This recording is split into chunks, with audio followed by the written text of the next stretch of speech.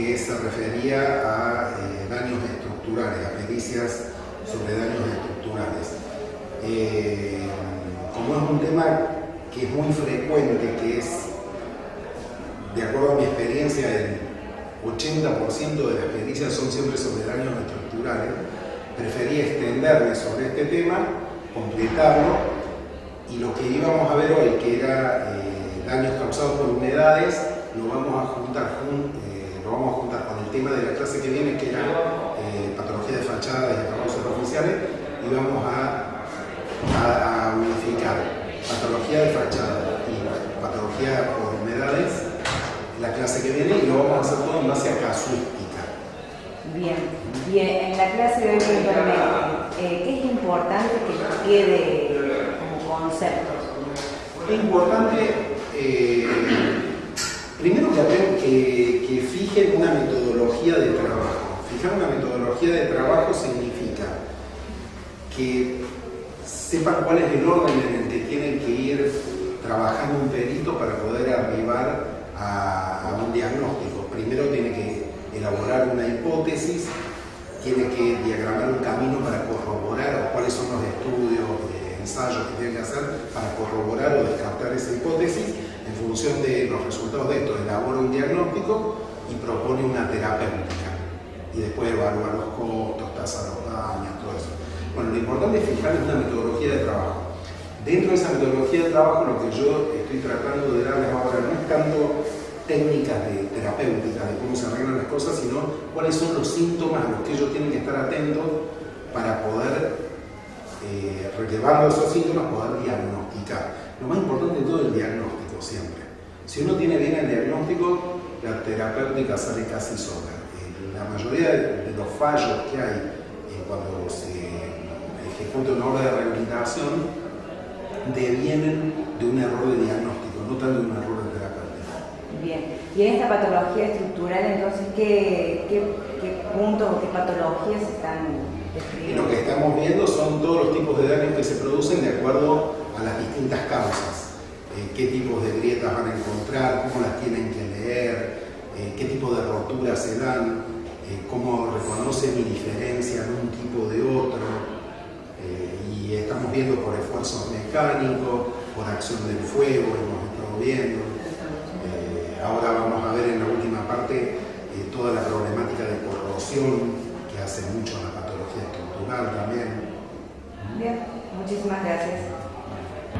Sí, habíamos quedado pendientes, habíamos cortado la clase pasada. ¿Se acuerdan que veníamos con la patología estructural, la patología del hormigón un poquito? Habíamos alcanzado a ver, no tengo un tiempo, pero le señalo con la flecha en mano.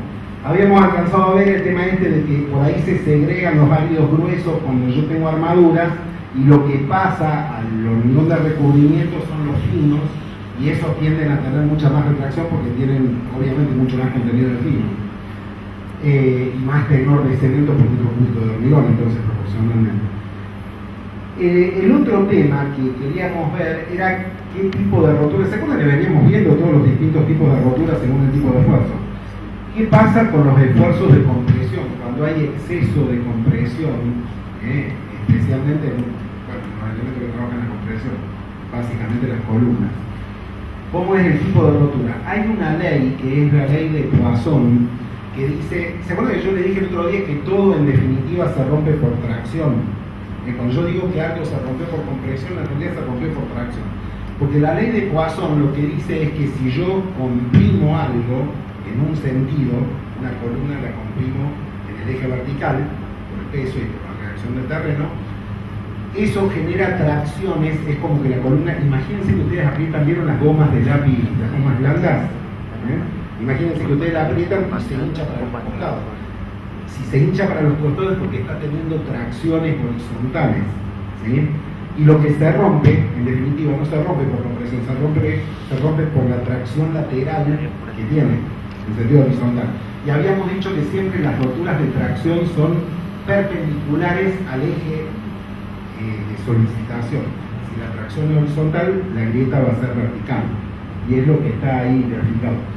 Siempre que tengamos grietas en un edificios, generalmente en las columnas van a ver ustedes que las grietas suelen ser a veces alguna inclinada, porque son generalmente horizontales, fisuras de ese estilo, que se marcan los estribos. Nunca van a haber grietas verticales en columnas, salvo algo que sea por expansión de barras, de las barras verticales, ¿sí? Que se trasluzcan, digamos, como fisuras superficiales. Si ustedes en un hormigón de una columna llegan a ver grietas verticales, rajen, ¿sí? Porque es de rotura frágil, no tiene período elástico, no se deforma, no es dúctil, sino que es frágil la rotura, estalla, se marca y estalla. Bueno, cuando vamos a analizar justamente ese tipo de roturas son las roturas de las probetas que se rompen en compresión. Cuando vayamos a hacer una pericia, una de las cosas que eventualmente podemos tener que hacer es analizar la resistencia característica de un hormigón para poder corroborar si está de acuerdo a los pliegos, a los planos estructurales o a la memoria de cálculo.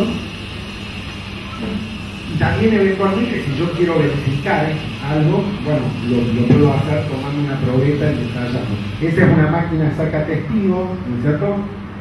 Tienen las coronas diamantadas, vienen estas coronas refrigeradas por aire y por agua. En este caso particular, las que tenemos acá, ahí está la marca que ha hecho, ¿no es cierto?, para sacar el testigo. Esta es refrigerada por agua, uno se da cuenta porque la corona es ciega. Las coronas refrigeradas por aire tienen huequitos vacíos, justamente para que refrigeren. Entonces, si ustedes se fijan, es esto que tiene ahí, perdón, esto que tiene ahí en amarillo, es una manguera justamente para ir mojando, y esa mancha que está ahí, que chorrea por allá, es el agua para ir refrigerando que no se recaliente la corona, ¿no? Bueno, se saca la muestra y la rotura de la probeta, ustedes saben que las probetas tienen medidas normalizadas, 15 de diámetro, 30 de alto, o 7,5 por 15, siempre el diámetro es la mitad de la altura, aunque hay algunas excepciones, ya vamos a ver. Y la rotura normal de una probeta sería esta. Sin embargo, cuando uno la va a ensayar, la probeta, lo primero que se hace en el laboratorio es encabezarla a la probeta. ¿Para qué se la encabeza? Se la encabeza con la uncha y se la encabeza, se le empareja para que la cara superior del cilindro y la cara inferior sean absolutamente paralelas, perpendiculares al eje vertical de la probeta, para que el esfuerzo sea realmente de compresión, no haya cizallamiento, ¿sí? Ese se encabezan con azufre, ese emparejado con azufre. Eso hace, el hecho de que esté sunchado, hace que en esta parte de acá no pueda haber tracciones. Vieron que esto se rompía según la ley de Poisson por tracción. No puede haber tracciones acá porque está contenida por el suncho del encabezado y el encabezado inferior. Entonces la rotura de las probetas, ustedes habrán visto, siempre es con esta clásica X, y dentro de la X sí tenemos las grietas verticales que corresponden a la ley de Poisson. Según las normas IRAM, aquellos son los tipos de rotura que se pueden producir, y la única que está aceptada es la que está en blanco, esta, es la rotura en X.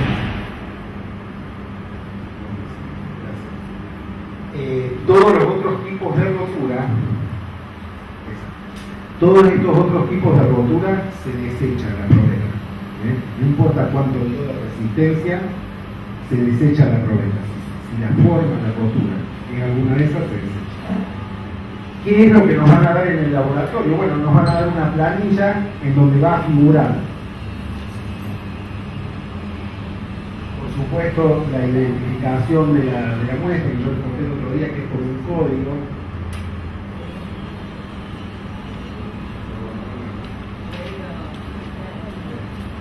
Que con un código, ahí está la altura de la muestra. Sí, por favor.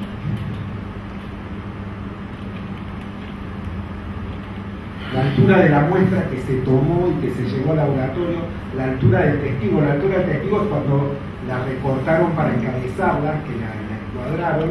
Ya la altura del testigo no es la muestra que yo llevé, siempre va a ser un poquito menos. Está.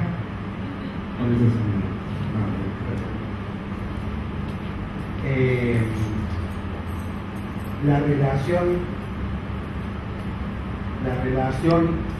está el diámetro, la relación entre la altura y el diámetro, y en función de la relación entre altura y diámetro, la norma IRAM fija un coeficiente de castigo, que la resistencia que me arroje va a estar castigada con ese coeficiente si no da exactamente el doble de la altura que el diámetro. Y bueno, en definitiva está la sección, por supuesto, en centímetros cuadrados, y en definitiva vamos a tener la carga de rotura y dividido la sección me va a dar la tensión de rotura en megapascal. Esta tensión de rotura se corrige multiplicada por el coeficiente y lo que me da es la tensión corregida. Por ejemplo, acá llevamos 4 muestras al laboratorio y dieron 16 megapascales, 20 megapascales, o sea, 160 kilos, 200 kilos. En realidad está redondeado, porque dio 155, 204, 25 megapascales y 31 megapascales. Como verán ustedes, si a ustedes les dan esto, están analizando una obra. Esto creo, ya no me acuerdo, pero creo que era una vivienda que en un country, acá en la zona sur, el dueño había hecho toda la planta baja, era grande la casa, y le faltaba hacer, en el proyecto estaba toda la planta alta donde iban los dormitorios. Vivió 1 año, 2 años, y ahora quiso hacer la planta alta, cambió de arquitecto, de la planta baja a la planta alta, y los arquitectos que se van a hacer cargo de esta segunda etapa de la obra empiezan a encontrar, cuando pica para enganchar los hierros y todo, empiezan a encontrar cosas que no les gustan y bueno, nos pidieron un peritaje para cuidarse ellos, para dejarse en todo en qué estado estaba y ver si realmente estaba en condiciones, porque bueno, había muchas cosas que ya las vamos a ver ahora en un ratito, sobre todo en cuanto a las armaduras de arriba. Pero lo que yo les quiero decir es esto: si mandamos a analizar al laboratorio y nos encontramos que sacamos 4 muestras de hormigón y una rompe a 16, otra 20, otra 25 y otra 31 megapascales, ¿qué les dice eso a ustedes?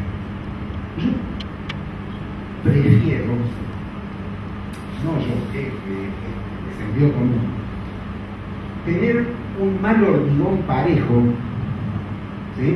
Yo diría, mira, el hormigón tenía que ser, no sé, H17 y en vez de 170 rompe todo a 110, me rompe 60 kilos abajo de lo que tenía que romper. Pero parejo, me rompió 105, 114, 118, 109, están todas, 10% más, 10% menos, pero andan todas más o menos por ahí. ¿Sí? Cuando yo tengo mucha dispersión en el muestreo, en los resultados del muestreo que obtuve, estoy en problema, porque tengo una probeta que me rompe a 160 y tengo otra que me está rompiendo a 310, el doble casi. Y entre medio tengo una de 25 megapascal y otra de 20. Entonces eso me está viendo un hormigón sumamente heterogéneo y eso no es bueno, porque no tengo parámetros, nunca sé en definitiva con qué hormigón estoy lidiando. ¿Sí? En ese caso, ¿qué vas a hacer? Y bueno, de 4 muestras, y a lo mejor tampoco no es la casa, no es la obra, es una casa, no es un edificio, no tiene un peso fenomenal ni nada. Pero lo que se hará será tomar la menor de las 4. Cuando tengo mucha dispersión y no tengo un promedio, o el promedio es producto de una dispersión muy grande, y por seguridad me tomo lo más bajo. Me guío con eso. Digo eso también para efectos de latencia. Y como las cosas, siguiendo con los tipos de rotura, como siempre terminan rompiendo por tracción, cuando por algún motivo yo tenga en una columna, en un pilote, algo que de golpe pase a estar traccionado, un tensor, un encadenado que trabaja en tracción, la forma de rotura lógica que va a tener va a ser siempre perpendicular al esfuerzo de tracción, al esfuerzo mezclado. ¿Qué otros tipos de esfuerzo vamos a tener?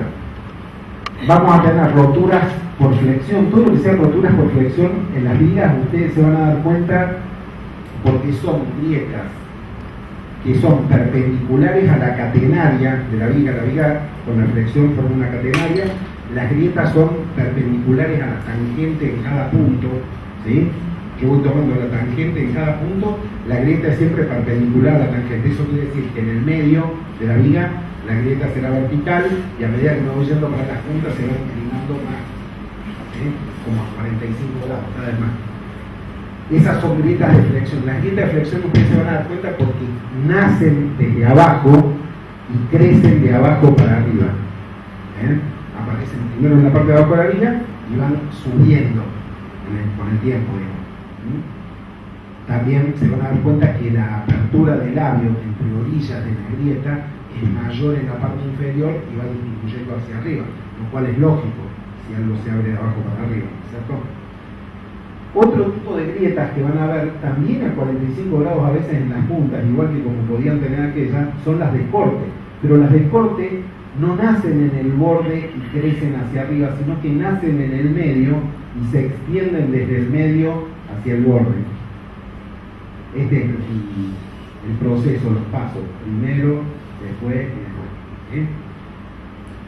Por eso es muy importante ir viendo cómo va creciendo la grieta, tratar de que si uno ya llega al final, el propietario, alguien te cuente cómo fueron.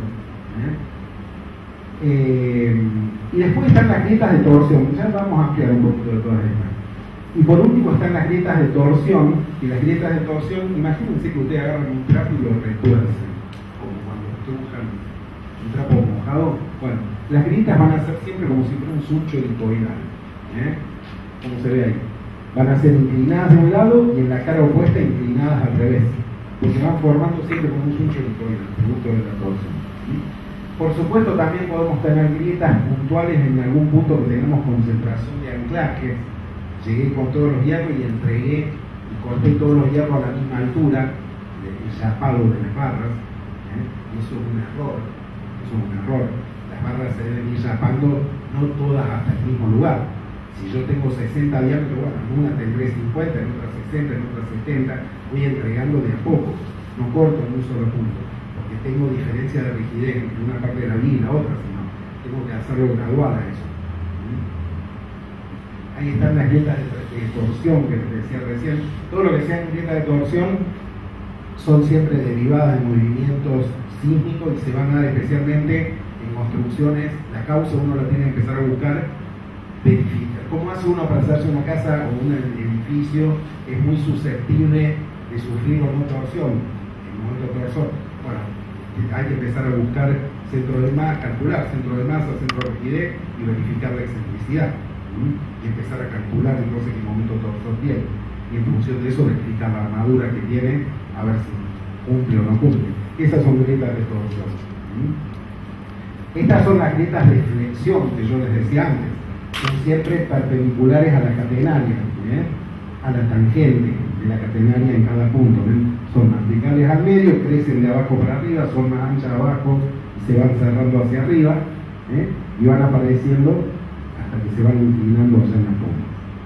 No confundir con las grietas de corte, que son estas de acá, que se forman al medio, y que en definitiva, como yo les decía antes, nunca nada se rompe por compresión, sino por tracción, la ley de Poisson. Y tampoco se rompe por corte, se rompe por tracción.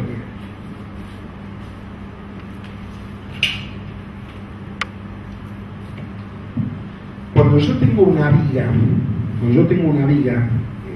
y un apoyo que tengo esta situación, la viga con un apoyo, en realidad lo que yo estoy teniendo es una reacción acá del apoyo y una carga de mi viga. ¿Sí?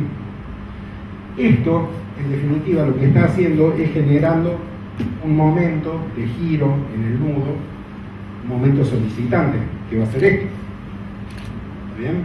Por eso los nudos tienden a deformarse así, a donde tengo la carga y donde tengo la reacción. ¿Sí? ¿Qué tiene que hacer la estructura para contrarrestar este momento solicitante? Bueno, tendrá que generar un momento reactivo, un momento equilibrante, igual y de sentido contrario. ¿Cómo lo forma esto? Bueno, lo que hace la estructura para esto es, para que yo pueda tener un momento así, lo que hace es generar esto y esto. Entonces esta cupla forma este momento equilibrante. ¿Está bien? Pero resulta que yo puedo sumar vectores ahora, y esta reacción y esta otra fuerza horizontal acá me van a dar una resultante así. ¿Está bien? Y esta de acá así me va a dar una resultante así. Y si yo tengo esto y tengo esto, ¿qué estoy teniendo? Tracciones. Y la tracción se va a manifestar a través de una grieta así. Una grieta de corte de esa de aquí. Y esas son las grietas que posemos con el caballeteo de los muros, de los hierros.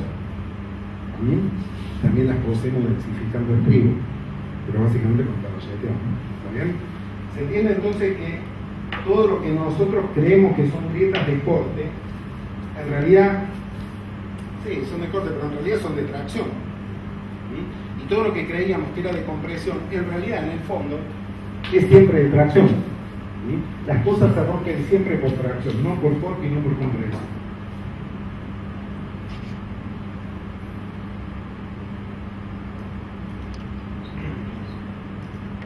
Cuando por algún motivo tenemos flexo-compresión, va a haber grietas de compresión que acá no están dibujadas, grietas de tracción abajo, de flexión, que acá no están dibujadas en la parte inferior, pero que responderían a lo que vimos antes, a eso, ¿sí? Perpendicular de la catenaria, y en la zona comprimida del hormigón donde tengamos compresión, es como si tuviéramos tracciones para arriba y para abajo. Entonces en esa parte podemos llegar a tener grietas horizontales en el hormigón. Eso especialmente cuando la viga es muy alta y está muy alejada, digamos, del eje neutro, el brazo de palanca es alto. Bueno, estas son las grietas de corte que hablábamos antes, las explicaciones aquellas. Y esto es lo que hablábamos de la entrega de barras cuando generamos concentración de anclaje. Que todos los hierros, las escuadras que hemos hecho para unir, por ejemplo, no sé, dos vigas o una columna con una viga para reforzar un nudo, terminan todas en el mismo punto. Les cuento adicionalmente, yo no lo he traído ahora, no me acuerdo de memoria, pero hay un artículo y un inciso del reglamento CIRSOC que prohíbe específicamente la fabricación de ganchos en el hormigón. Esos ganchos que todos somos tan amigos, están prohibidos por reglamento CIRSOC. Primero porque no aportan nada, no dan ningún beneficio, ¿sí? Y segundo, porque no solo que no dan ningún beneficio, sino que cuando hay tironeo tienden a producir, lo dice el reglamento, desgarramientos en la masa del hormigón, que tienden a desgarrar, a romper el hormigón. Lo que si uno necesita tener entrega, lo que tiene que tener es longitud de entrega. El reglamento te da una escala que anda entre los 40, 50 y 60 diámetros según el caso. Si no me alcanza, si yo no tengo lugar para seguir 60 diámetros, se me acaba. Tengo el eje medianero, por ejemplo, lo que tengo son escuadras. Las escuadras disminuyen mucho la cantidad de diámetros que entrego, ¿sí? Escuadra es cuando doblo a 90 grados. No es lo mismo hacer una escuadra, doblar a 90 grados, que eso sí está permitido, que hacer un gancho. No es lo mismo. Digo porque en alguna pericia vamos a tener que ir a inspeccionar los hormigón, y vamos a tener que llevar a alguien, un operario, y picar.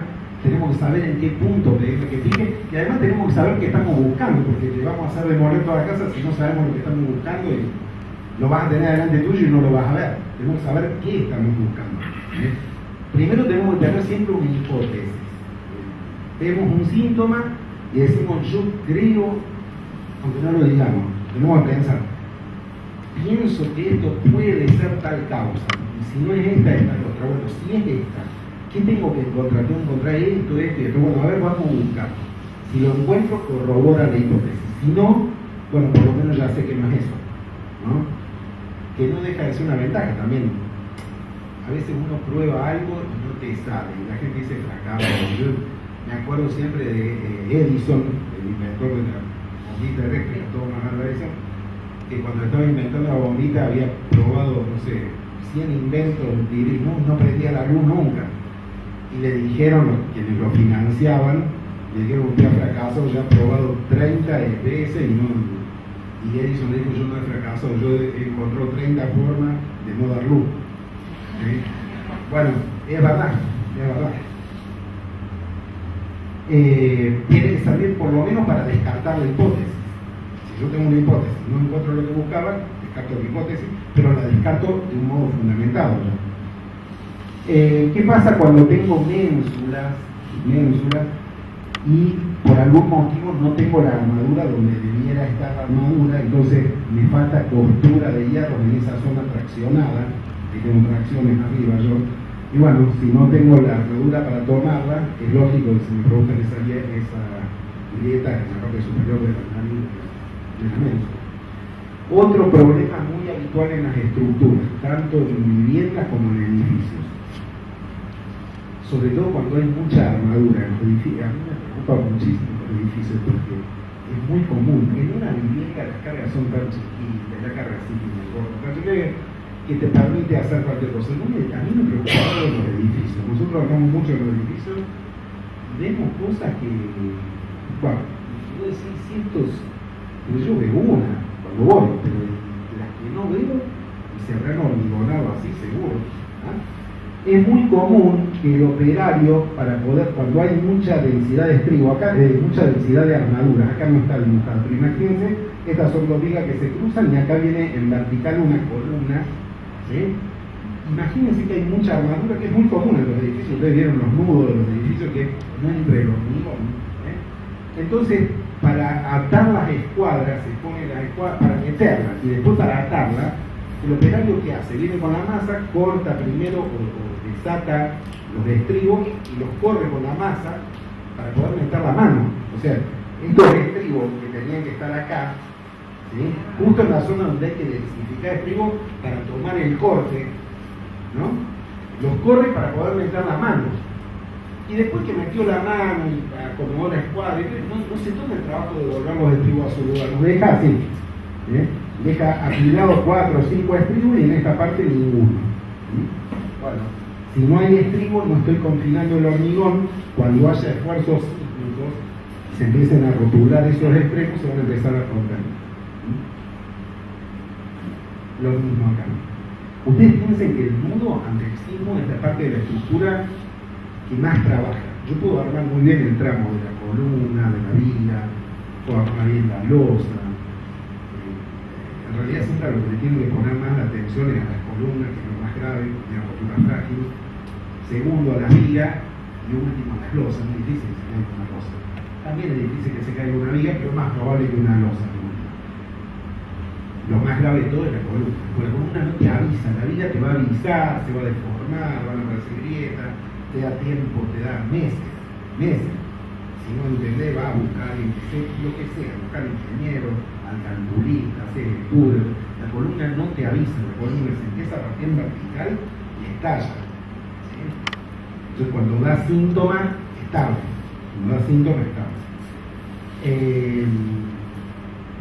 Y lo que me preocupa mucho es ver la poca atención que se le presta a los nudos de la estructura. Yo ahora en un ratito le voy a mostrar fotos de esa obra donde sacamos los testigos. Creo que bueno, ¿qué pasa cuando uno tiene pórticos en donde los pilares son muy rígidos, las columnas son muy rígidas y la viga muy débil? Entonces es lógico que las roturas se produzcan en los extremos de la columna. Y al revés, cuando tenemos pórticos con pilares o con columnas más débiles con respecto a vigas muy rígidas, es lógico que las roturas se produzcan en las columnas. Son cosas como muy básicas, ¿no? Cuando tenemos vigas iguales pero armadas con cuantías diferentes, la que está más sobrearmada probablemente no se rompa tanto como la que está subarmada. A lo mejor está a propósito subarmada. Los que han hecho el curso de patología, Payer explicó cómo uno elige a veces dar más utilidad a una parte de la estructura y elige que se rotule esa parte para que libere energía por ahí, y está calculado que así sea, y la subarma a propósito. No siempre es mejor agregarle más, como que si hay de más no hace daño. No, a veces sí hace daño. A veces está preparado justamente para estar subarmado para que esa parte de la estructura sea útil con respecto a otra. ¿Qué pasa cuando se llena todo de golpe, por ejemplo, vigas y columnas? Si yo lleno columnas, en realidad las columnas debiera llenarlas por partes, debiera limpiarlas muy bien. Si yo lleno la columna toda de una sola vez y encima lleno la viga, es muy probable que cuando se empiece a sentar el hormigón de la columna, por peso propio, se empiece a desvincular del hormigón de la viga y empiezan a aparecer grietas de ese tipo, en un tabique, por ejemplo. Son grietas que después, si te aparecen, es difícil diagnosticar cuál habrá sido la causa, porque uno cuando va tiende a pensar que todas las grietas se produjeron después. Hay que ver si la grieta se produjo en periodo de fragua o inicio del endurecimiento, o si se produjo después ya con hormigón endurecido, si es una grieta de tipo mecánico. ¿Cómo me puedo llegar a dar cuenta de esto? Bueno, qué sé yo, todo lo que sea grietas de fisuración, ¿se acuerdan que habíamos dicho el otro día, que eran por refracción, que eran de poquita profundidad, no más de 10 milímetros, eran erráticas, son más finitas también? Si el hormigón llegara a tener algún tipo de fibrado, vieron que a veces se fibra el hormigón, se le agrega que se fibra de polipropileno o algo para que no tenga tanta refracción en algunos hormigones. Bueno, si se produjo un periodo de hormigón endurecido y es mecánica, la rompe y encontrar la fibra rota. Si yo encuentro la fibra desenvainada, o sea, esta parte del hormigón acá, esta acá, y la fibra está anclada a y acá está suelto el pelito como si se despegó de acá, evidentemente fue en periodo de fragua y inicio del endurecimiento que se separó, no la cortó a la fibra. Son todas esas cositas las que hay que tener en cuenta. ¿Qué pasa cuando el hormigón no lo hace inclinado? Se me empieza a deslizar el hormigón cuando tengo mucha pendiente. Bueno, en definitiva lo que tengo es tracción, y voy a tener grietas de tracción. O cuando se me baja un puntal y empiezo a tener grietas ahí arriba, que en definitiva también son por tracción en la parte superior, donde no tiene armadura para tomar eso. Y acá está el tema de los empalmes que hablábamos. Los empalmes son sin gancho, los anclajes son sin gancho, y además los anclajes no terminan todos en el mismo lugar. De un eje de anclaje al otro eje de anclaje, de un eje de chapado al otro eje de chapado, tengo que tener no menos de 40 diámetros de distancia. Y además es conveniente densificar estribos, ¿cierto? Lo mismo que es conveniente densificar estribos cuando yo tenga, no es la diapositiva esta, pero cuando tenga hormigones de 2 etapas, cuando tengo juntas de hormigonado, te conviene siempre densificar estribos y además hacer algún puente de adherencia entre hormigón viejo y hormigón nuevo. Ya vamos a ver también que geométricamente la junta de hormigonado, ya la vamos a ver cómo tiene que ser. Este es otro error muy común en todos los edificios. ¿Qué pasa cuando yo vengo con una columna y a medida que voy subiendo los pisos, la columna se va haciendo más delgada o de menor sección? Pero a veces mantiene un lado, bueno, a veces se achica de los dos lados, a veces mantiene un lado y se achica de uno solo, ¿sí? ¿Y qué pasa con los hierros que venimos y que habíamos dejado? Entonces los limpiamos, pero esto es muy común, yo he visto millones de ellos en obra, y limpiamos al 90 y lo traemos. ¿Ustedes qué piensan que va a pasar en caso de si yo tengo esto así y después lo tiro? Se va a salir del hormigón, va a generar empuje hacia el vacío, va a romper el hormigón de recubrimiento y se va a salir el hierro. ¿Sí? Entonces el reglamento CIERSOC dice los limpiados no son, no es así. El esfuerzo no va como yo quiero que vaya, va como las leyes de la física normalmente va. Entonces el reglamento CIERSOC dice 1 en 6 la pendiente del limpiado. Si yo tengo que correrme, qué sé yo, 5 centímetros, este hierro de acá está 5 centímetros para tomar esta línea, bueno, lo tengo que hacer a lo largo de 5 por 6, 30 centímetros de altura. ¿Está bien?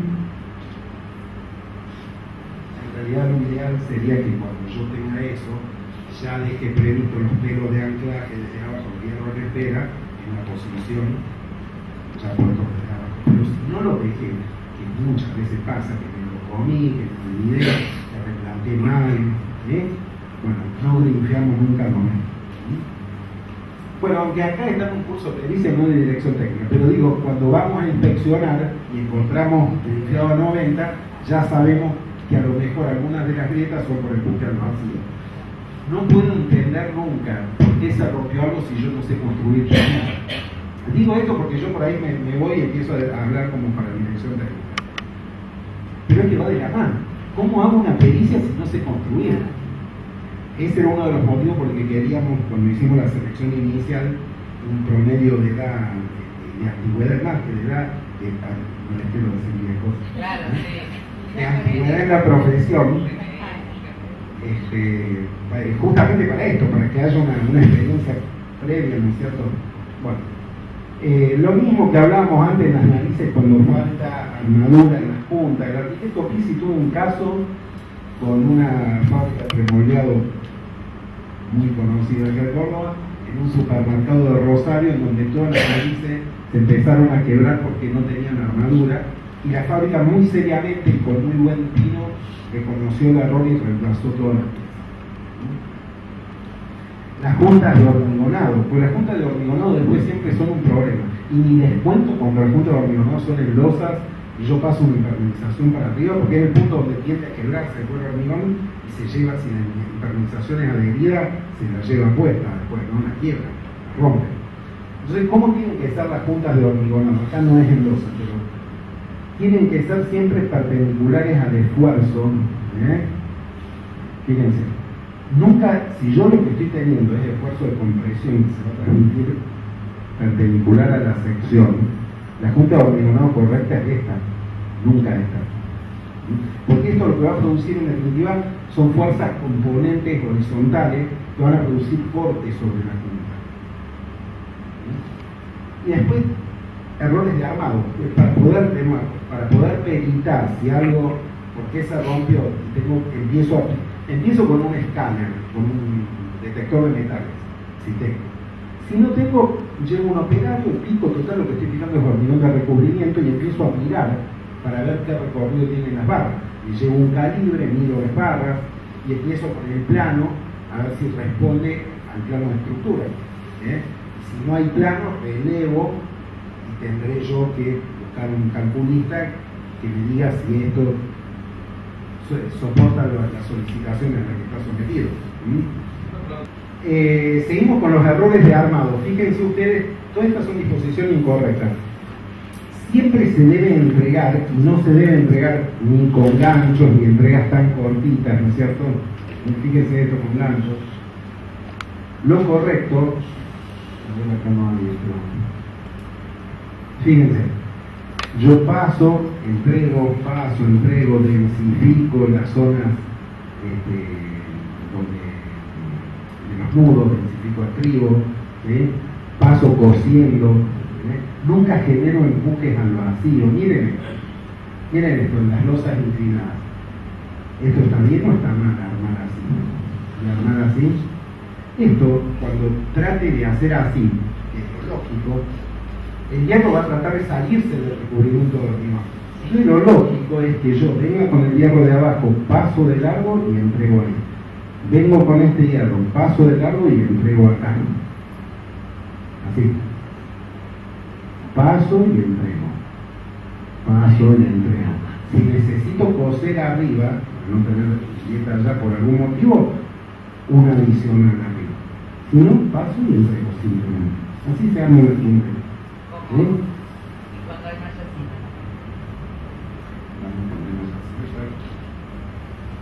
Fíjense que todo lo que sean empujes al vacío no se resuelven así. Digamos, todo lo que sea cuetro, porque esto genera empuje al vacío, ¿ven? Cuando esto se trate de estirar, va a empujar para acá, lo mismo que aquel. Entonces lo lógico es paso y entrego, y de última coso acá, pero sin empuje al vacío. Paso y entrego, paso.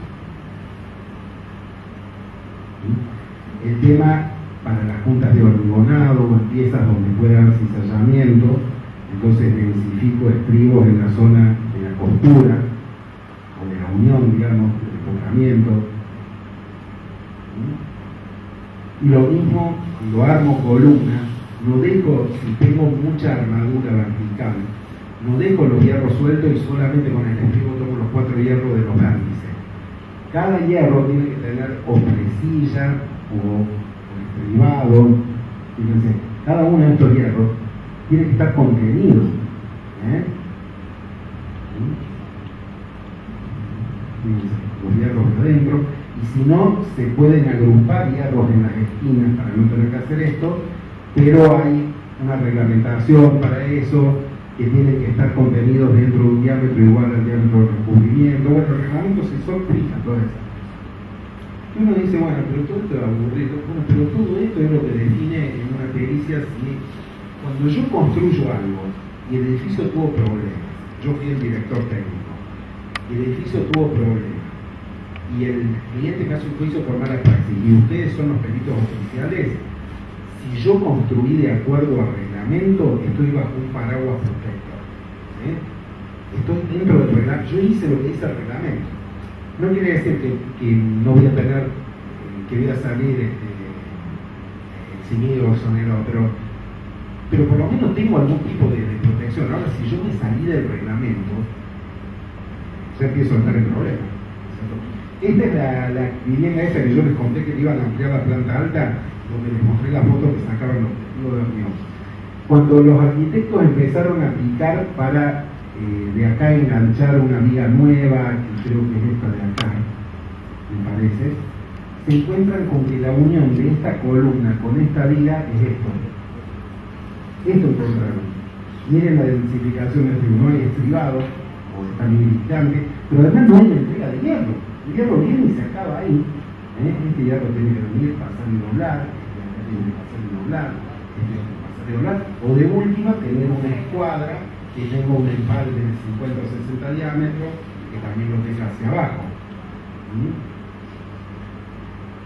Miren, ¿vieron cuando uno dibuja el triangulito con la rayita y una rayita así en la estructura? O dibuja el triangulito con dos rueditas abajo y dice este es un apoyo móvil, este es un apoyo empotrado.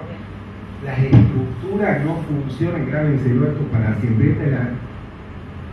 Cuando yo estudié patología estructural, fue lo primero que me dijeron y me quedó grabado para siempre, porque es la máxima básica de la patología estructural, es la verdad más pavota, pero más cierta de la patología estructural.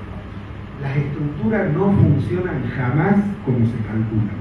Las estructuras funcionan como se construyen. ¿Sí? No funcionan nunca como se calculan, funcionan como se construyen. Si yo acá la calculé como apoyo empotrado, y después puse dos hierros que se miran desde lejos, no hay empotramiento, no se va a cortar con un empotramiento. Es un apoyo simple, está desvinculado. Un apoyo simple.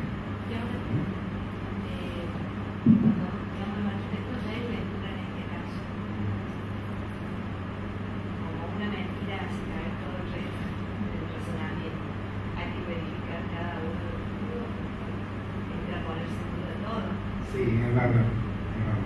Repito la pregunta para que quede grabada. Ella pregunta qué pasa cuando vos descubrís algo que está mal en algún punto, constructivamente, en un punto, dos puntos, y ya empezás a dudar si en todos los demás casos estará así. Y es verdad, te agarra la duda, como nosotros la tuvimos también, e hicimos algún muestreo en el resto de la estructura. Hicimos muestreo en el resto de la estructura. No vas a descubrir, el muestreo no es... El bioquímico cuando te saca los 5 litros de sangre del cuerpo para revisar, saca una muestrita. Entonces muestreas.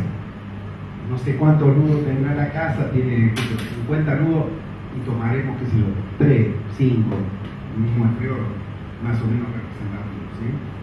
Y de acuerdo a lo que vayamos encontrando, vemos si seguimos o no seguimos. Si vemos que los 5 más o menos responden a un patrón, todo mal o todo bien, pero todo un patrón, es más fácil. Lo difícil es cuando encontrás uno sí, uno no, uno bien, uno mal, uno bien, pues no sabés a quién creer, uno más o menos, porque entonces no podés trazar una proyección. En ese caso, asumir que todo es no, y proponer un protocolo para que todo sea como si no. ¿Está bien? Acá se ve la estructura, es lo mismo, ¿no es cierto? La falta de anclajes en la estructura. Y la otra cosa que les quería mostrar es, o que les quería hablar un poquitito, que por ahí puede tocarles, es patología por acción del fuego en los hormigones. Esto fue en el Cine Teatro Municipal de Villa Dolores, que se prendió fuego hará 3 años atrás, capaz, 2010, más o menos, 2012.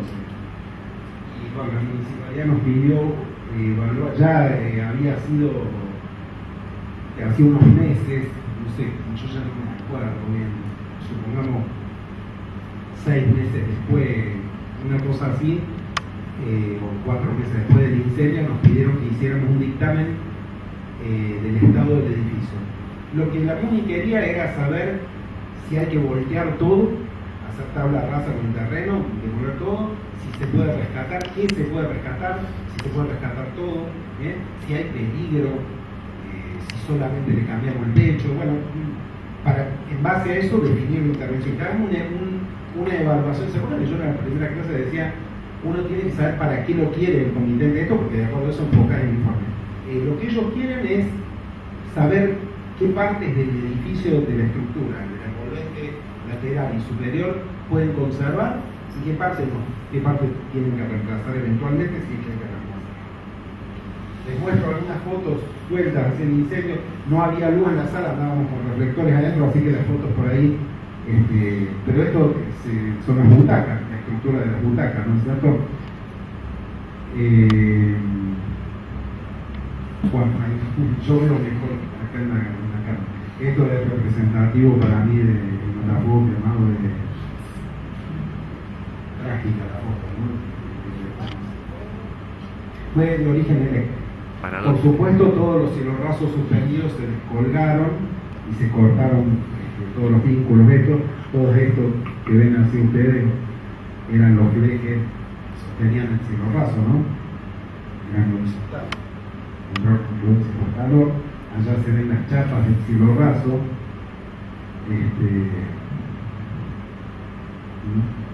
En general, esto es cuando uno entra.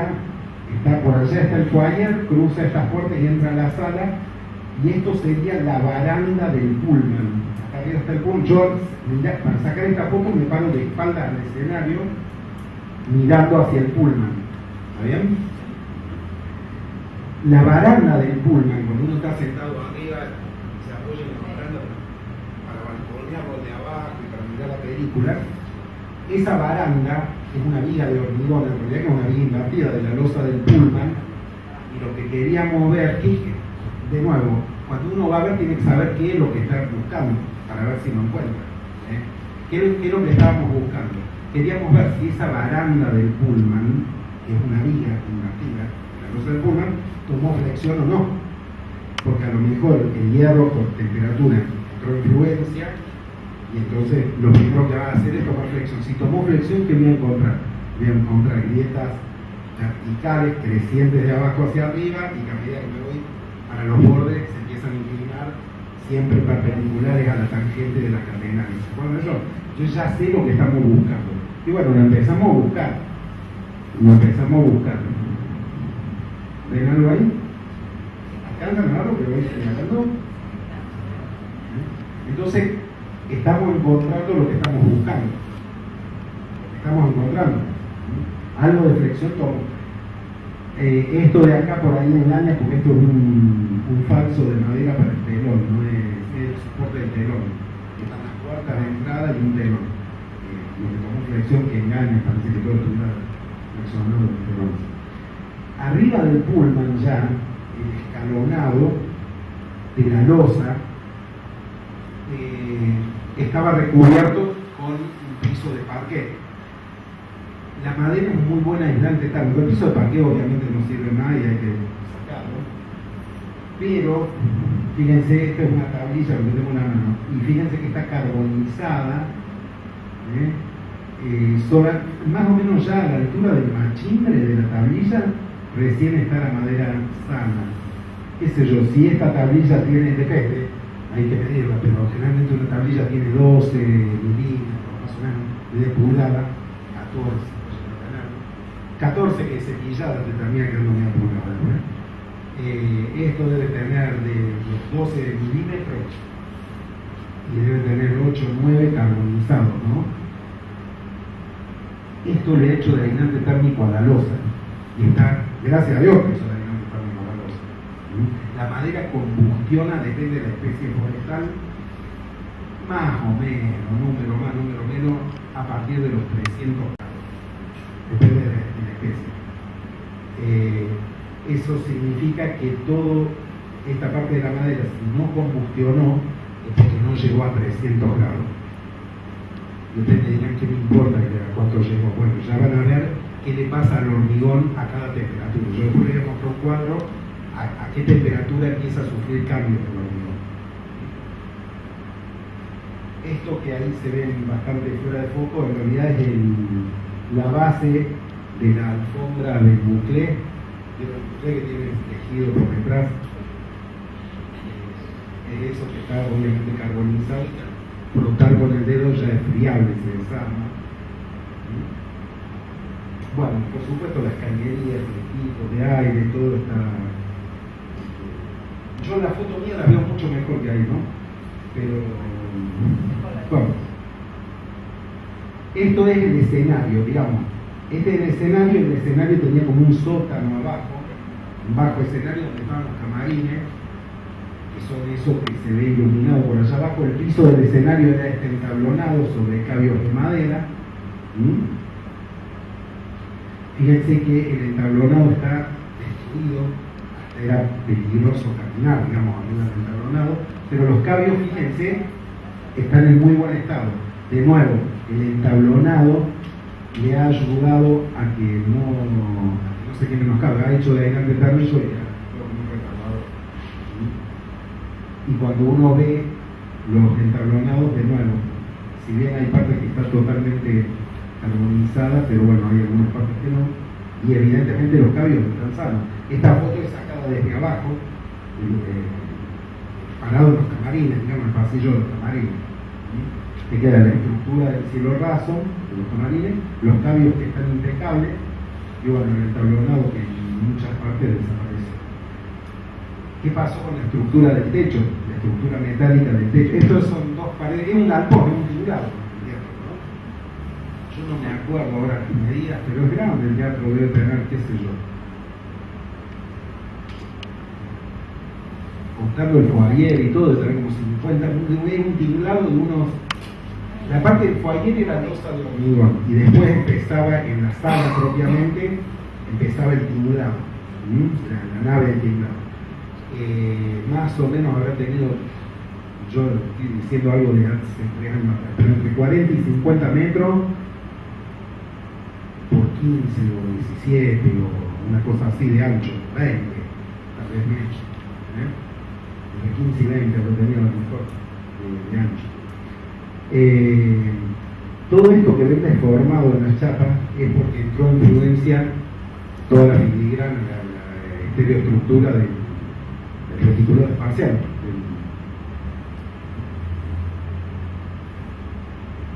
Todo eso. Bueno, es evidente que el techo de este no sirve más, la estructura metálica no sirve más, las chapas no sirven más, están deformadas, muy deformadas todas las chapas, ¿sí? Lo que no se rompió en el incendio lo rompieron los bomberos. El daño que hacen los bomberos es peor que el que hace el fuego, ¿no? Levantan para, no sé, supongo para echar agua, no sé. Esto es la calle corre, esta es la medianera. La medianera. Como el lote de la LOT también es de la municipalidad, está la biblioteca municipal acá de este edificio. La calle correría paralela a esto, pero más adelante, más donde estoy yo, ¿se entiende? Aquella es la medianera del fondo del lote de la biblioteca municipal y continúa con la medianera del fondo del teatro. Entonces el teatro tiene como una servidumbre de paso esto, que es como un escape de emergencia. Desde el escenario que está acá tiene esta salida lateral con unas puertas. Bueno, nos contaban que las puertas explotaron, digamos, volaron y pegaron contra la pared, donde además la llamarada que salió, que no hizo allá, que ven ustedes, salió desde acá y quedó allá.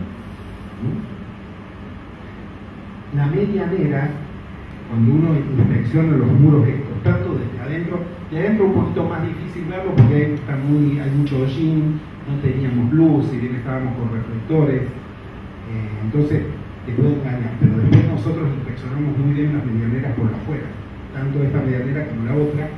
Las mamposterías no presentaban ningún daño, no había grieta, no había fisura, no había explosión, digamos, de por hinchamiento, por descomposición de arcillas de los mampuestos.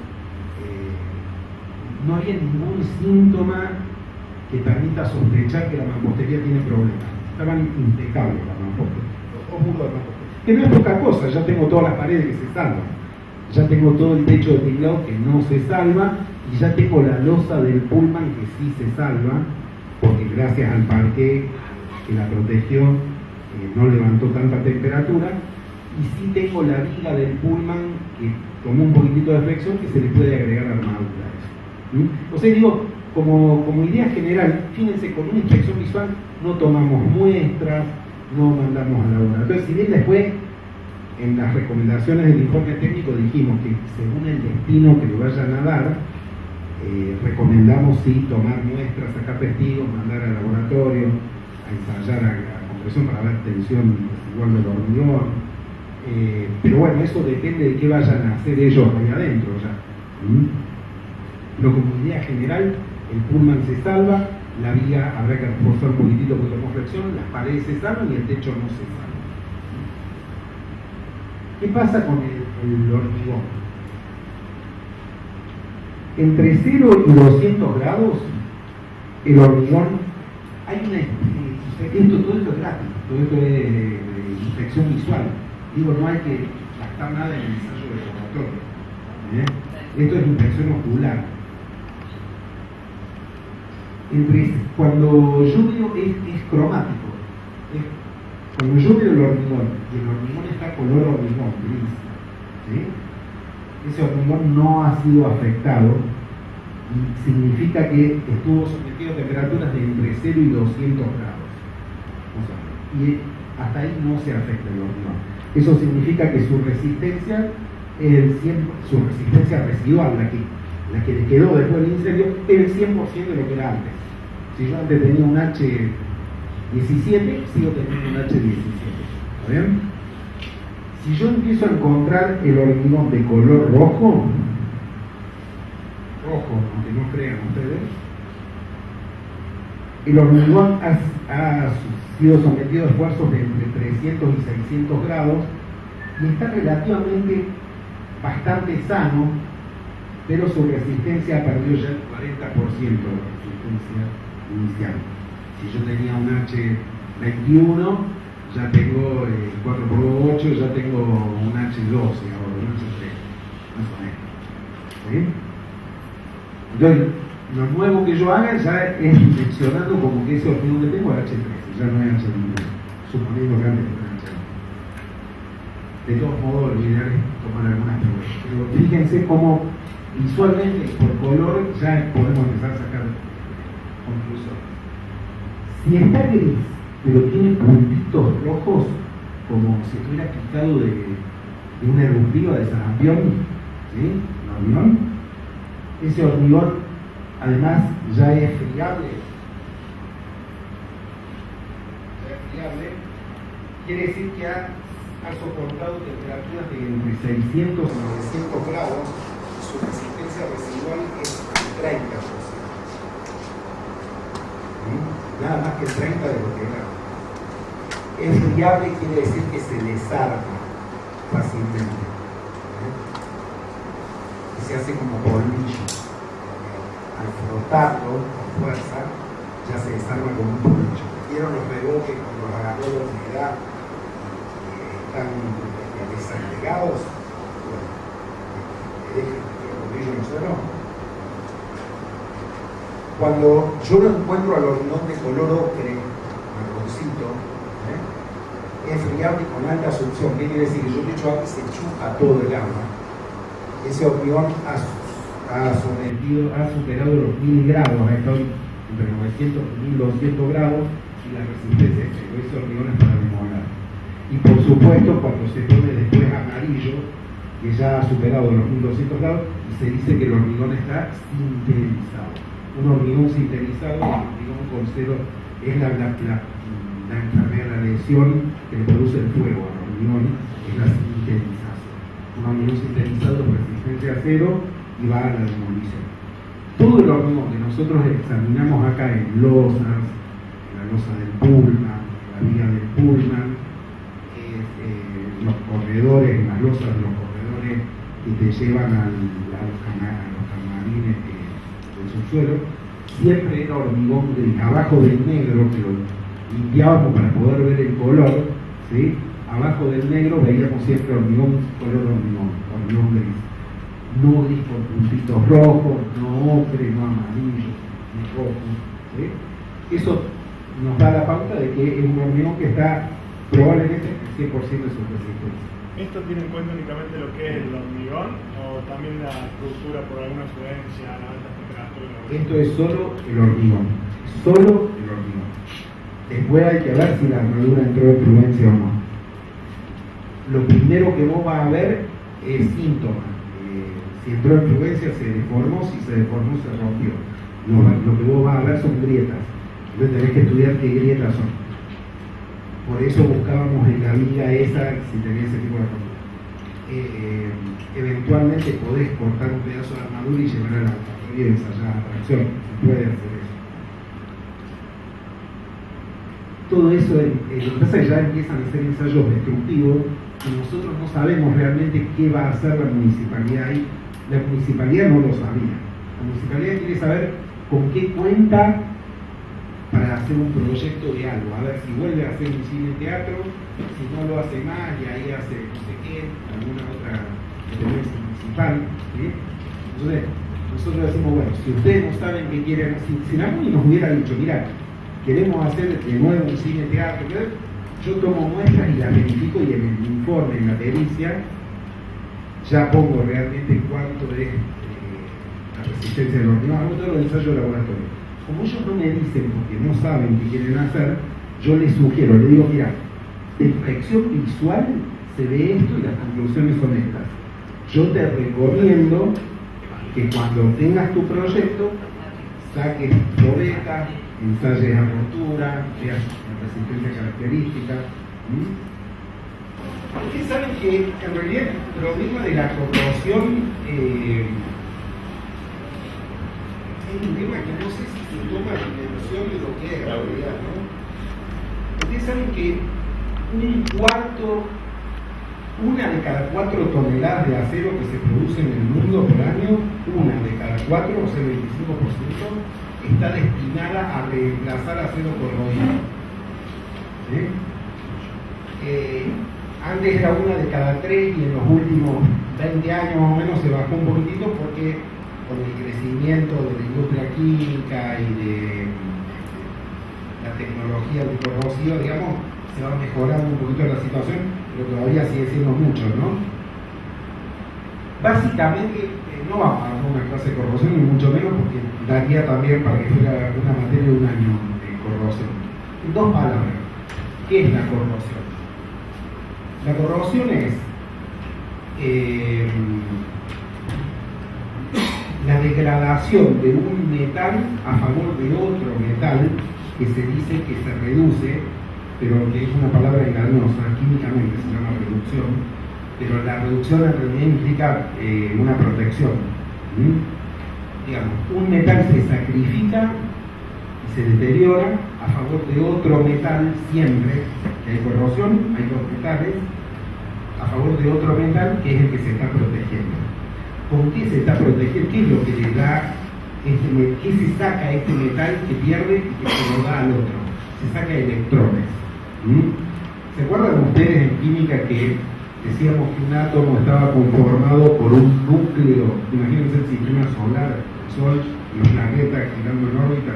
Bueno, cada átomo tiene un núcleo. El núcleo tiene carga positiva porque está compuesto por protones y neutrones, los neutrones carga neutra, los protones positivos.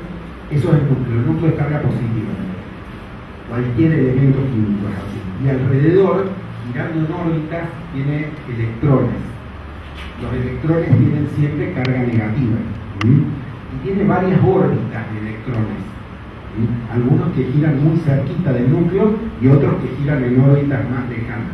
Obviamente, cuanto más lejos están, menos fuerza de atracción tienen con el núcleo, entonces es más fácil que esos electrones que están más lejos, al no tener tanta fuerza de atracción electroquímica con su núcleo, es más fácil que puedan tentarse de irse con a otro átomo, ¿sí?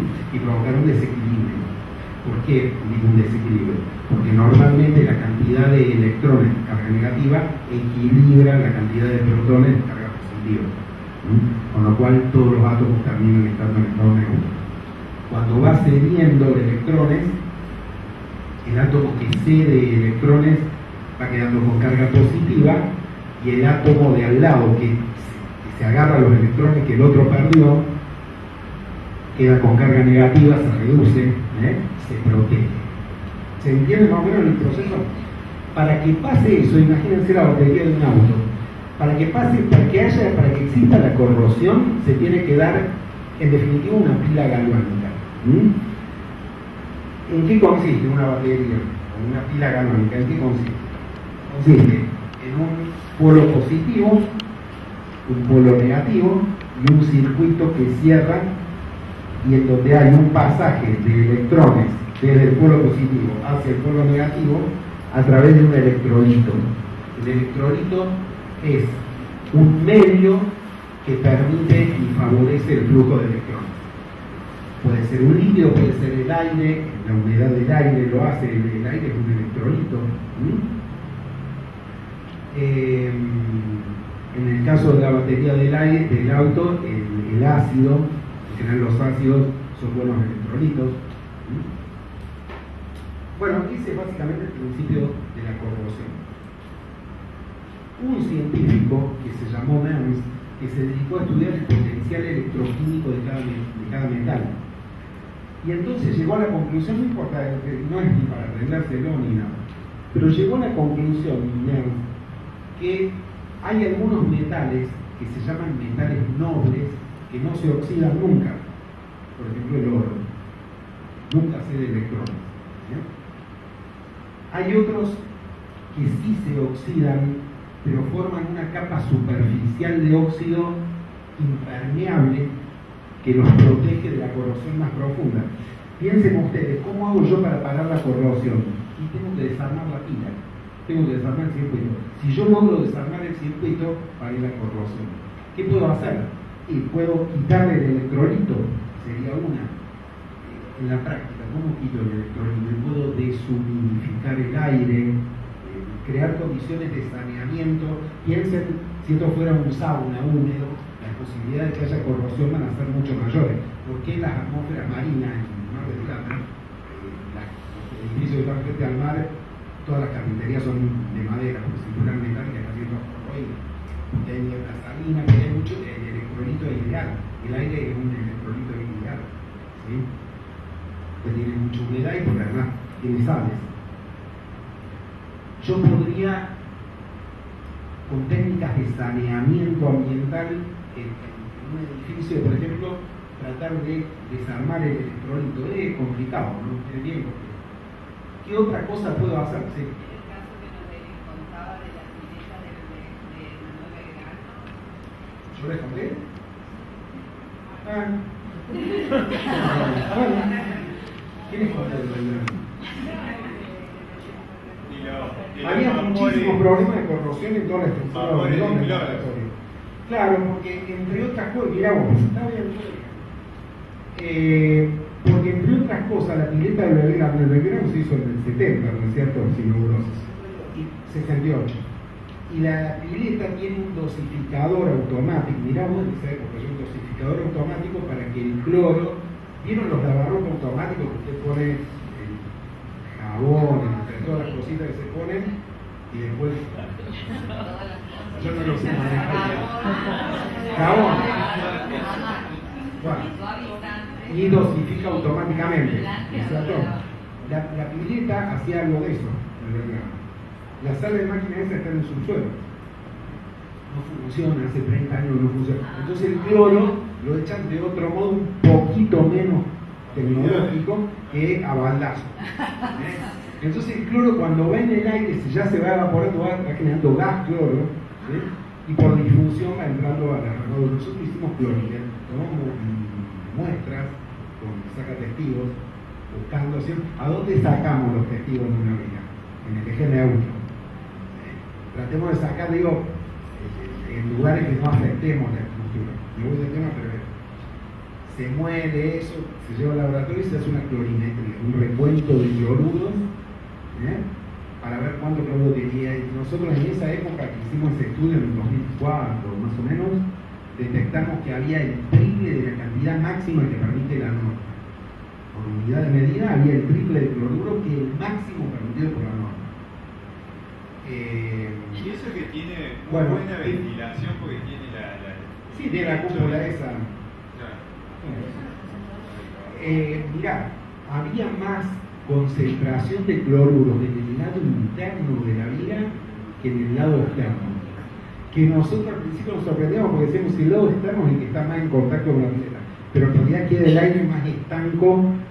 Se ubican el hecho que es losa, tiene la cúpula justo arriba de la pila. Entonces, en la parte que tiene la losa queda como más estancado y tiene justo la viga ahí. Y en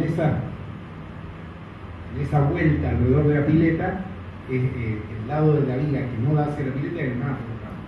Bueno,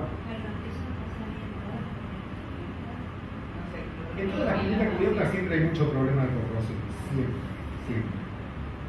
Pero bueno, hay que verlo caso por caso, no hay una. Y porque hay mucha humedad. Claro. Y hay mucha humedad y hay cloro.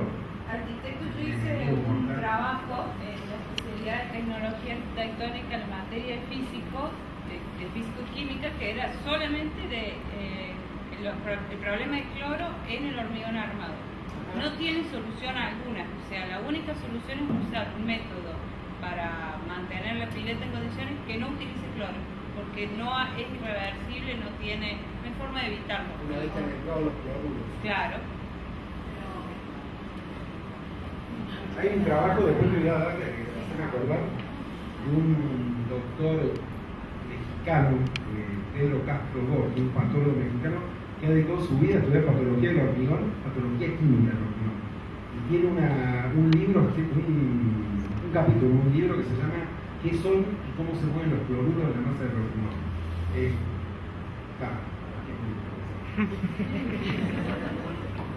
Es lindo para leer a la noche.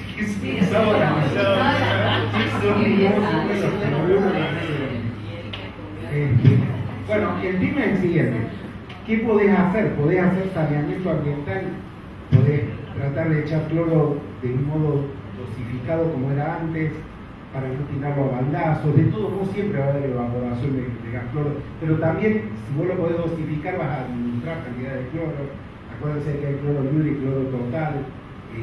Una parte del cloro no es que cuando yo echo más cloro es mejor para el agua. Hay una parte que absorbe, es como tomar vitaminas, que si tomás de más, no estás más sanito. La desechás, el resto. El cuerpo toma hasta lo que necesita y el resto desecha. Bueno, con el cloro y el agua pasa lo mismo. Cuando ustedes van y sienten olor a cloro, todo eso es cloro libre y en realidad ese no sirve para nada, estuvo de más. ¿Sí? ¿Qué podemos hacer en una estructura? La podemos aislar, podemos poner algún recubrimiento impermeable, una estructura impermeable, epoxi, de la que sea, ¿sí? Pintar toda la estructura. No estoy hablando preventivo, no estoy hablando como saneamiento. Ya una vez que tiene los cloruros adentro, como dice la arquitecta, ya está. Hay algunas cositas que podemos hacer, el cloro le baja el pH del hormigón, deja de proteger la armadura, hace que el hormigón se convierta en un electrolito, porque lo acidula, deja de ser tan alcalino y lo baja el pH. Entonces hay tratamiento en realidad para ya tenés, que lo que podés hacer es tratar de restituir el pH y tirarlo un poquitito para arriba. Puede hacer tratamiento con aminas. Nosotros hemos hecho tratamiento con aminas terciarias, metiletilamina, todas esas cosas, que lo que te hacen por impregnación son líquidos, y lo que hacen es levantar el pH del hormigón. Entonces, lo que ya se afectó la armadura ya está, pero lo que hace es que el hormigón no sea un electrolito para el pasaje de electrones. ¿Sí? Entonces, hay distintas medidas. Podemos rodear, aislar uno de los bornes de los polos para que no entre en contacto con el electrolito. Podemos tratar de hacer medidas de saneamiento, qué sé yo. Básicamente, ustedes, acuérdense de esto, hay 3 categorías de metales. Los que no se oxidan, que son los metales nobles, los que sí se oxidan, pero se oxidan formando una capa superficial de óxido impermeable que lo aísla del electrolito del aire, entonces lo protege de la corrosión más profunda, el aluminio. Cuando el anodizado del aluminio es un proceso artificial de oxidación, pero si no lo anodizaran, lo mismo el aluminio solo forma una capa de óxido superficial impermeable que aísla al resto del aluminio del aire. Entonces no hay electrolito, chao, no sigue la corrosión. El acero inoxidable. El acero inoxidable es una mezcla de hierro o de acero con cromo y con níquel. Lo que hace el cromo y el níquel, el cromo forma óxido, justamente uno dice acero inoxidable, plateado, ¿vieron? El plateado, lo plateado eso, acero inoxidable, lo plateado es óxido crómico. Lo que pasa es que el óxido crómico es impermeable, forma una barrera impermeable. Vayan, no lo hagan, pero sepan que si lo hicieran, cuando llegan a la pileta de su casa, la pileta de la cocina, agárrenla con un cuchillo y rayenla así, con un clavo, le van a hacer un rayón y van a ver que se empieza a oxidar, porque lo que han hecho es romper la capa superficial de óxido crómico. No hay drama, es como los monstruos estos que se regeneran las heridas, ¿verdad? Porque el cromo que tiene adentro metido vuelve a formar óxido crómico e impide que siga progresando la corrosión. Y hay una tercera categoría de metales, y desgraciadamente en esta categoría está el hierro. Digo desgraciadamente porque es el elemento que más usamos en la construcción, que forman una capa de óxido superficial, pero esa capa de óxido superficial no es impermeable, es porosa. Entonces, no solo que deja pasar el oxígeno, con lo cual sigue estando en contacto el borne con el electrolito, ¿se entiende? Sí. Sino que además de eso, la capa de óxido superficial ya es otro metal distinto que el hierro que está por debajo de esa capa. Y ahí tengo los dos metales, tengo los dos polos de la pila galvánica. ¿Sí? Ahí formé par galvánico. Escucharon hablar de eso en la corrosión, se hizo un par galvánico. ¿No? Par galvánico que tiene un polo positivo y un polo negativo, y el polo positivo le está de ceder electrones al polo negativo y se está oxidando el polo positivo, ¿no? Se está corroyendo.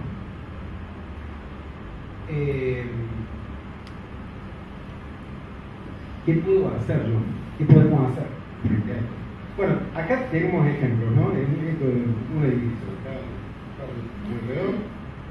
Fíjense al estado que ha llegado la corrosión de las armaduras de los tabiques, han desprendido el hormigón de recubrimiento. Ustedes saben que el hierro, cuando yo compro el acero en obra, ¿el hierro qué es? Se sacan minerales de una cantera y ahí están, tienen minerales. Esos minerales son, qué sé yo, origisto, limonita, siderita, pirita, magnetita, ¿sí? Que en realidad son los nombres de los minerales, en realidad es óxido férrico ferroso anhidro, ¿sí? Entonces, todos estos minerales se mezclan, se meten a un alto horno, se cuecen a una alta temperatura, se fabrica el hierro, se le empieza un proceso de descarbonización a sacar el carbono y entonces se convierte el hierro en acero. Y ese acero es el que me venden en la obra, el que me llega a mí en la obra. Cuando me llega a la obra, todos los materiales tienen tendencia a volver al estado en que se encontraban en la naturaleza. Entonces el hierro, como son óxidos inestables, trata de volver al estado de óxidos estables en el que se encontraban en la naturaleza, químicamente estables, ¿sí? Con todos los elementos, con todas sus matricias fijadas. ¿Sí?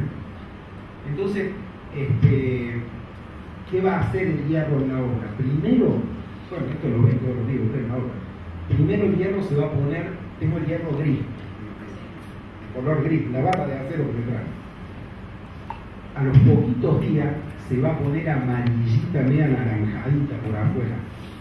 Y eso se llama óxido ferroso. ¿Sí? Si yo lo toco con la mano, lo agarro a la barra, me ensucio la mano. Eso es porque ese óxido no está muy fijado al sustrato, digamos, al hierro. ¿Sí? Entonces, no tiene buena adherencia, por eso se desprende fácilmente. Está bueno para el hierro porque es fácil todavía de limpiar y de sacar. No, porque ese óxido se fija, el cemento contiene álcalis libres, entonces ya forma un electrolito que directamente, si no tenés oxidación profunda, si solo tenés esa capita, no es necesario. Tiene un pH muy alto, tiene álcalis libres, entonces no forma el electrolito, no permite si yo lo sigo dejando expuesto al aire, a la humedad ambiental, ese óxido ferroso se va a convertir en óxido férrico. Es cuando ya el óxido dejó de ser amarillito, anaranjadito y empezó a poner marrón oscuro. Y además, el color te vas a dar cuenta porque lo tocas y no te ensucias la mano. Lo cual está bueno para la mano, pero está malo para el hierro. Porque quiere decir que está fijado, ya no es fácilmente exprimible. Sigue y llega al estado de hidróxido de hierro, que es cuando se empieza a delaminar, a defoliar. Es lo que la gente dice que está hoja al grado, ¿sí? En láminas, en folios, ¿sí? Y aumenta hasta 7 veces su propio volumen. ¿Sí? Y cuando aumenta de volumen, porque se va defoliando o exfoliando, empuja el hormigón de recubrimiento y lo va rompiendo y hace esto que se ve acá, ¿no es cierto? Muchas veces se dejan los pelos, los fustos para futuras plantas, los hierros al aire libre. Entonces, en ese caso hay que, por lo menos, dar un tratamiento de protección. Bueno, cuando llega el estado de hidróxido de hierro, si ustedes agarran ese hierro de la hoja al grado, agarraran y lo usaran con los dedos, se dan cuenta que hace ya un polvillo, y que queda un polvillo de color marrón, rojizo, ¿sí? Si uno mandara al laboratorio a analizar eso, vas a encontrar limonitas, piedritas, piquitas, magnetitas, bronquitos. Volvió al estado que se encontró en la naturaleza, ya dio toda la vuelta. ¿Se entiende cómo es el proceso? ¿Cómo se revierte el proceso ahora? Antes que nada, ¿cómo se previene? Y bueno, ¿cómo se previene? Tratemos de aislar la pila esta. ¿Cómo puedo aislar esta pila? Con algo impermeable, pero también puedo ponerle un ánodo de sacrificio. Puedo poner yo, para que no se oxide el hierro, puedo poner algún metal en la tabla de análisis, algún metal menos noble, o sea, de los que están más arriba, puedo poner un metal menos noble que se va a oxidar más rápido que el hierro, para que se oxide ese metal y no se oxide el hierro. ¿Se entiende la idea? Los recubrimientos, las pinturas antióxido que ustedes compran en la pinturería, cromato de zinc, antióxido, cromato de zinc, en realidad lo que es un metal menos noble que el hierro. Yo pinto con antióxido y se va a oxidar, pero lo que se va a oxidar es la película de antióxido que yo puse. Y bueno, cada 3, 4, 5 años lijo, saco esa película de antióxido oxidada y le doy otra mano. Antióxido y después un esmalte de contaminación. ¿Está bien? Lo que estoy haciendo es eso. Estoy poniendo un elemento, un metal menos noble para que se oxide ese metal y no se oxide el hierro del marco de la puerta.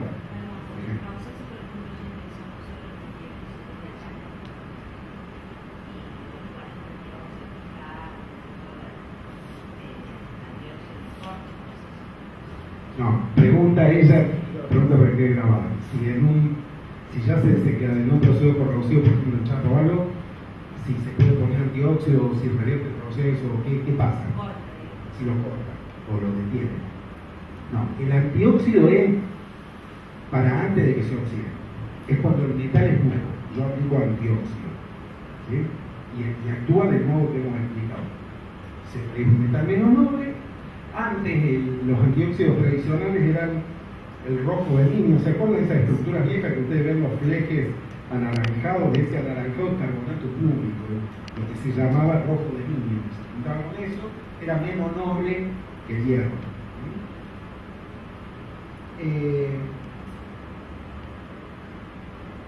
Cuando vos ya empezó el proceso corrosivo, ya no tenés más hierro. Ya ahora tenés óxido ferroso, o si avanzó más tenés óxido férrico, o si avanzó más tenés hidróxido de hierro. Si tenés hidróxido de hierro, si está delaminado, sacalo y tiralo. No hay nada, no tenés más hierro. Ya ahí no tenés más hierro. Ahí lo tenés que sacar y tener. Ahora, cuando estás en estado de óxido ferroso o de óxido férrico, o sea, cuando está naranjadito, amarillito o cuando está más marrón, ahí sí podés hacer algo. ¿Qué podés hacer? Ahí podés aplicar convertidores de óxido. ¿Qué son los convertidores de óxido? Los convertidores de óxido son productos hechos a base de los taninos de la madera. Se extrae de los taninos ácido tánico, se sintetiza en laboratorio ácido tánico, los taninos de la madera, y el ácido tánico combinado con óxido ferroso, este óxido amarillito anaranjadito, forma tanato ferroso. Deja de ser óxido ferroso y empieza a ser tanato ferroso. Cuando yo tengo óxido férrico y le aplico el ácido tánico, que es el convertidor de óxido, convierto, por eso se llama convertidor de óxido, convierto óxido férrico en tanato férrico. ¿Y qué gano con convertir óxidos en tanato? Bueno, que los tanatos químicamente son estables, o son mucho más estables que un óxido. No son totalmente estables, son mucho más estables. No revierten el proceso, pero lo congelan. No sigue avanzando. Si la pura sigue avanzando, ritmo lento. ¿Sí? Con lo cual, si es un elemento estructural muy comprometido, no lo trabajo con convertidores. Pero en general, si no, sí. Bueno. Es un error gravísimo y muy difundido aplicar convertidores de óxido. La gente tiende a pensar que el convertidor de óxido es mejor que el antióxido. Entonces le llega a la carpintería a la obra y va a poner el marco y te dice no lo pinté con antióxido, lo pinté con convertidor, como diciendo yo no me esquiné nada. Lo dice, no lo hiciste, si el hierro era nuevo, si el marco era nuevo, no estaba oxidado, no tenés que poner convertidor. Para que el ácido tánico convierta a tanato, tiene que haber óxido. Si no hay óxido, no tiene con quién ponerse novio para formar un tanato. ¿Bien? Tiene que haber óxido. No le puedo aplicar al ácido tánico sobre hierro nuevo. En ese caso, lo que tengo que hacer es poner antióxido. Y en los marcos, antes de colocarlo, lo bueno es darle pintura asfáltica. Bueno, medidas de saneamiento. Esas son medidas de saneamiento. Si vos del lado de adentro del mapa, del lado interno, le das pintura asfáltica, lo llenás bien, que cuando golpee el marco no quede sumido a hueco. Porque con todo eso, ¿qué estás haciendo? Estás creando una barrera impermeable para aislar los bordes de la pila.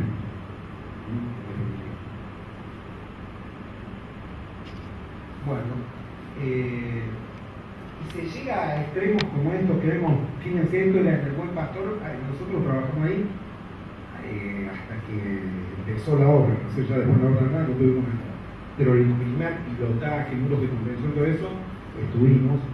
Y miren en el estado en que estaban en algunos sectores. Esta parte no existe más. Esto viene a ser como frente al chino.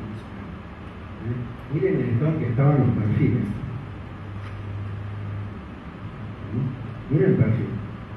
El alma del perfil está agujereado, ya no. Por supuesto, en los forjados estos de donde están los ladrillos armados, miren que están totalmente desfoliados ya estos hierros. Y estos están, los perfiles están con pústulas de óxido férrico. Y en ese caso se coloca una estructura debajo de la estructura, porque ya esa... Y es que lo vas a mantener acá, demoliendo todo. No, en ¿sí? el caso de que uno lo quiera mantener. Podés colocar, sí, depende del estado de corrosión al que haya llegado. Sí, generalmente colocamos una estructura debajo de y tratás de a esta estructura estabilizarla en su estado de oxidación. No, cuando está Si está en ojalá. estado de óxido, si está ya en estado de hidróxido, sacá todo lo que está en estado de hidróxido, que no sirve para nada y provoca empujes. donde está ferroso o férrico, lo tratás con convertidores o con algunas cositas un poquito más.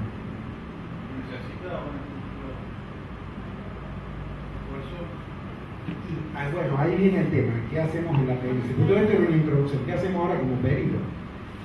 Lo primero que tenés que hacer en casos de corrosión es evaluar cuánto es la pérdida de sección por corrosión, cuánto es la sección remanente, cuánto te queda de hierro sano. Es como la muestra de clavo que... Es como la muestra de clavo que yo me enseñé en la primera clase.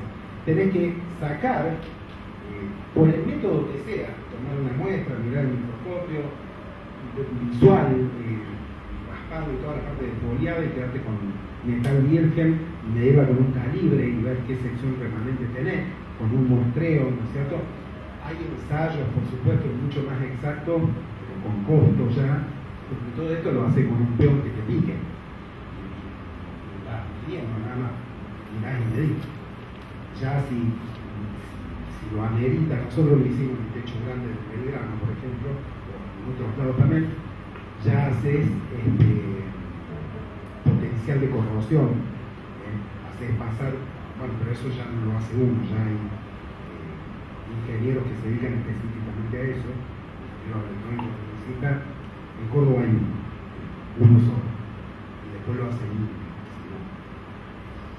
pero tienen que viajar para hacerlo, se hace in situ esto, ¿no? Hace pasar una corriente eléctrica a través de la armadura y van midiendo cuánto es la pérdida de potencial y van trazando líneas de isopotencial, y la línea de isopotencial tienen que ver con el sensor en distintos puntos y trazan mapas de isopotencial, y esa línea de isopotencial tiene que ver con la sección remanente de la armadura. Y también en base a eso pueden calcular velocidad de corrosión.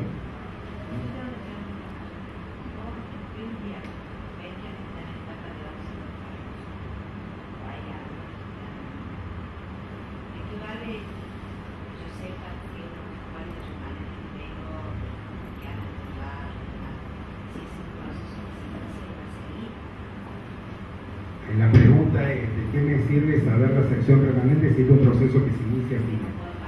Si yo lo puedo congelar al proceso químicamente, con lo que sea, si yo lo puedo congelar al proceso, puedo calcular la sección remanente. Si puedo calcular la velocidad de corrosión, yo puedo decir, bueno, mira,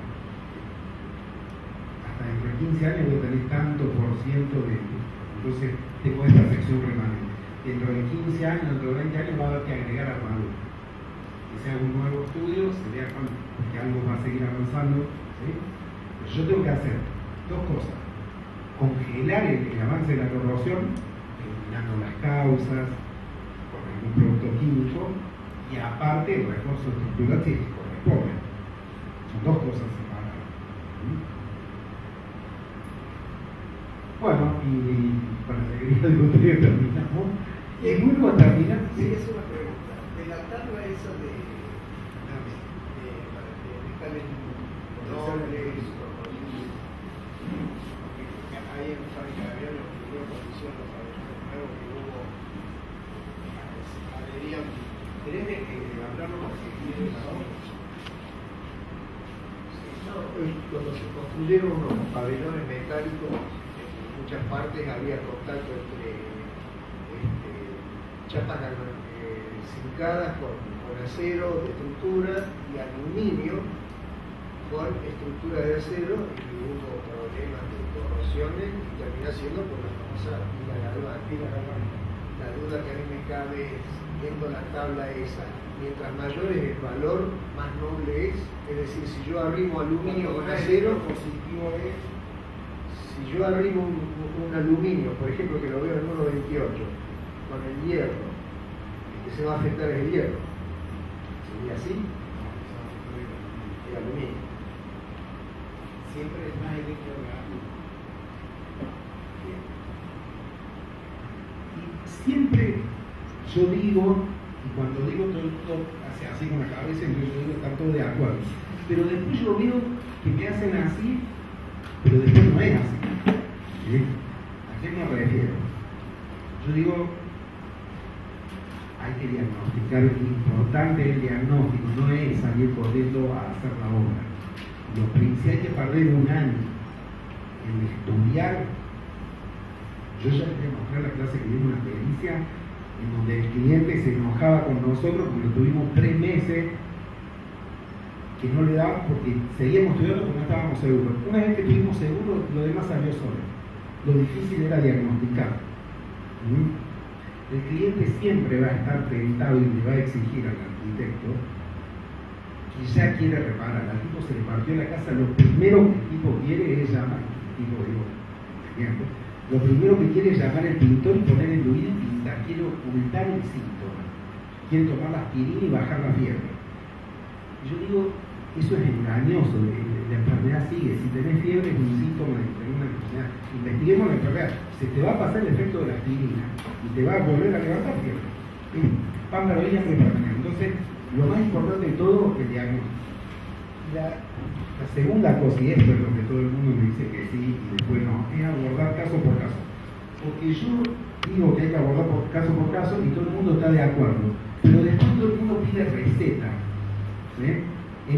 ¿Cómo hacemos siempre las piletas de natación? Entonces hay que hacer lo que se hizo en el Belgrano. Yo digo, no, andá y ve caso por caso, estudiar tu pileta que a lo mejor tiene una problemática totalmente distinta de la del Belgrano.